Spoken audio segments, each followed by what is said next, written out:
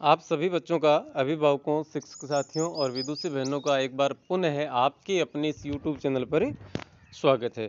आज सब दोस्तों हमें और कक्षा 12 की आज हम कक्षा 12 के हिंदी अनिवार्य नामक विषय के जो स्माइल 3 के तहत जो कार्य पत्रक आया है, जो वर्कशीट आई है, उस वर्कशीट पर बात करने के लिए आपके सामने उपस्थित हैं। यह वर्कशीट हरिवंश राय बच्चन के द्वारा रचित आत्म परिचय नामक कविता से ली गई है। देखते हैं। इसका पहला प्रश्न है कि भावार्थ लिखिए, और कविता का जो अंश लिखा वो दिया है कि जग पूछ रहा उनको जो जग की गाते, मैं अपने मन का गान किया करता हूँ। तो यहाँ कवि ने क्या कहना चाहा है, उस बात को लिखने के लिए उस बात का हमसे अर्थ पूछा गया। नहीं कि एक तो होता है सरलार्थ, जिसमें जो पंक्तियां हैं उन पंक्तियों का सीधा सीधा अर्थ, और दूसरा होता है भावार्थ, मतलब कवि कहना क्या चाहता है, उसका भाव क्या है वो। तो यहाँ कवि का भावार्थ जो है वो आपके सामने यहाँ लिखा है। देखेंगे कि कवि कहना चाहते हैं कि वर्तमान समय में समाज में उसी की पूछ होती है जो उसकी उसकी की समाज की बड़ाई ही करते हैं, अर्थात चापलूसी करते हैं। जबकि मैं संसार की सिर्फ बड़ाई नहीं बल्कि यथार्थ का वर्णन करता हूँ।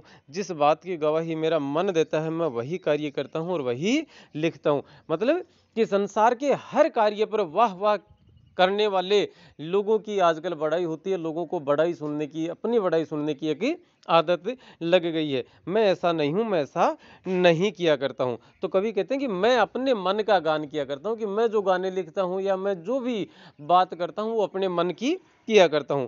दूसरा प्रश्न है हमारा कि सुख दुख में कौन सा समास प्रयुक्त हुआ है। तो सुख दुख में और कौन सा समास प्रयुक्त हुआ है, इसके लिए उत्तर हमारा होगा द्वंद्व समास। जब दो स्वतंत्र शब्द या दोनों जिस समासिक पद के दोनों पद प्रधान होते हैं वहां और द्वंद्व समास माना जाता है। इसमें आप दिन रात, माता पिता, भाई बहन, सुख दुख इत्यादि शब्दों को रख सकते हैं। अगला प्रश्न है कि भव सागर में कौन सा अलंकार प्रयुक्त हुआ है। तो भव सागर में कौन सा अलंकार प्रयुक्त हुआ है। भव सागर में दोस्तों और हम कहें कि रूपक अलंकार प्रयुक्त हुआ है। देखिएगा क्या है कि जब किसी पद में रूपी शब्द, जब किसी एक वस्तु को, एक पदार्थ को दूसरे पदार्थ के समान मान लिया जाता है, एकदम से उसके समान, कोई समानता प्रकट करने वाले कोई शब्द नहीं अपितु पूर्णतः समान मान लिया जाता है, तो वहां रूपक अलंकार माना जाता है। और यहाँ इसका जब और विग्रह किया जाता है तो रूपी शब्द का प्रयोग होता है या रूपी शब्द प्राप्त होता है।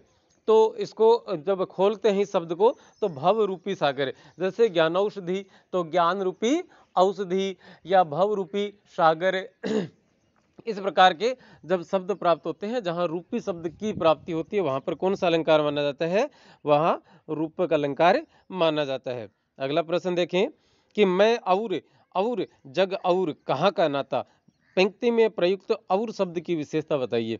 तो यहाँ लिखा हुआ देखने से पहले अपन एक बात और पढ़ते हैं। देखिए 3 शब्द लिखे हैं, मैं और, एक तो ये, दूसरा और जग और कहाँ का नाता। यहाँ क्वेश्चन मार्क भी लग सकता है, लेकिन यहाँ इस पंक्ति में, इस प्रश्न में था नहीं। देखिएगा क्या कहते हैं कि मैं और, कवि कहना चाहते हैं कि मैं कुछ और हूं तथा जग कुछ और है, और हम में क्या नाता, हम में इस, यदि मैं कुछ अलग हूं और संसार जग कुछ अलग है तो हमारे बीच कोई संबंध नहीं बन सकता। तो मैं और अर्थात मैं भिन्न, और इस दूसरे अर्थ और का अर्थ होगा तथा, मैं कुछ अलग हूं तथा जग और, ये तीसरा है जिसका अर्थ होगा अलग होना, कि मैं कुछ और हूं, मैं कुछ भिन्न हूं, मैं कुछ अलग हूं और ये संसार कुछ अलग है, इसलिए हम में कहाँ का नाता। देखिए क्या लिखा है कि यहाँ प्रयुक्त और शब्द में यमक अलंकार प्राप्त होता है। कौन सा अलंकार है, यमक अलंकार है, इसको आप नोट कर लें।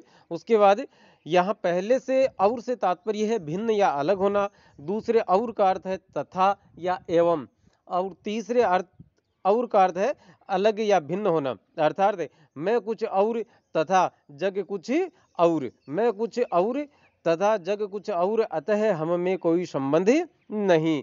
अर्थात कि मैं तो कुछ अलग हूं और संसार है वो कुछ अलग है। पांचवा प्रश्न है, शीतल वाणी में आग होने से क्या तात्पर्य है। देखिएगा, आग हमेशा गर्म ही होती है। आग की तासीर क्या होती है, गर्म होती है। आग कभी ठंडी नहीं हो सकती। लेकिन कवि कहते हैं कि शीतल वाणी में आग लिए फिरता हूं। अब शीतल वाणी को क्या बताया है, शीतल, और उसमें क्या लिए फिर रहे, आग।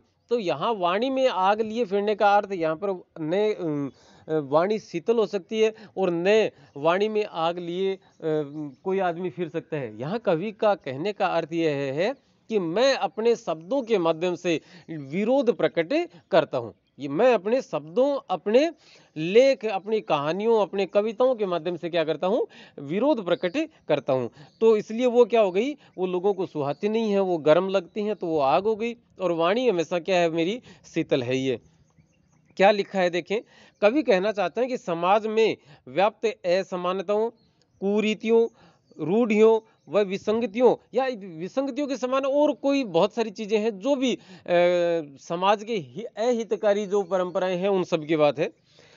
विसंगतियों के खिलाफ मेरे मन में विद्रोह की भावना है। मैं अपनी रचनाओं के माध्यम से अपने विरोध को प्रकट करता हूं। भले ही मेरी आवाज धीमी हो, लेकिन उसमें प्रतिरोध का स्वर प्रधान है इसमें। तो इसलिए शीतल वाणी में आग। और इस पद में यदि पूछा जाए कि अलंकार कौन सा है, शीतल वाणी में आग होना, तो शीतल वाणी, आग ठंडी वाणी, और उसमें आग, तो आग तो गर्म होती है। तो ये तो तासीर दोनों की एकदम विपरीत हो गई। तो यहां पर क्या माना जाएगा, विरोधाभास अलंकार माना जाएगा। और विरोधाभास अलंकार की परिभाषा यह होती है कि जब किसी वाक्य में या किसी पंक्ति में इस प्रकार के पदों का प्रयोग कर दिया हो कि सामान्य बुद्धि वाला व्यक्ति भी और उसे प्रथम दृष्टया पढ़कर और अपना विरोध प्रकट कर दे, तो वहां विरोधाभास अलंकार माना जाता है। कि जैसे या अनुरागी चित्त की गति समझे न कोई, जो जो बूढ़े श्याम रंग त्यों त्यों उजलो होई।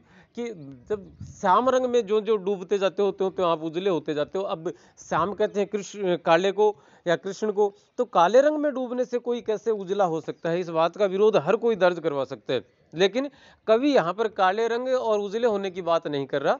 काले रंग से उसका तात्पर्य है कृष्ण, और उजले का तात्पर्य है, उजले से तात्पर्य है उनका पवित्र, साफ।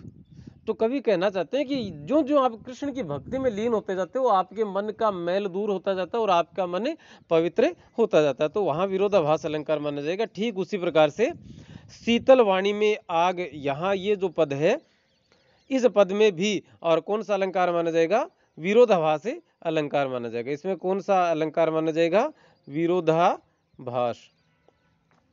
तो चलिए दोस्तों, आज की इस कक्षा में फिलहाल इतना ही। अब अगले वीडियो के साथ फिर से आपके सामने प्रस्तुत होंगे। तब तक के लिए नमस्ते, धन्यवाद।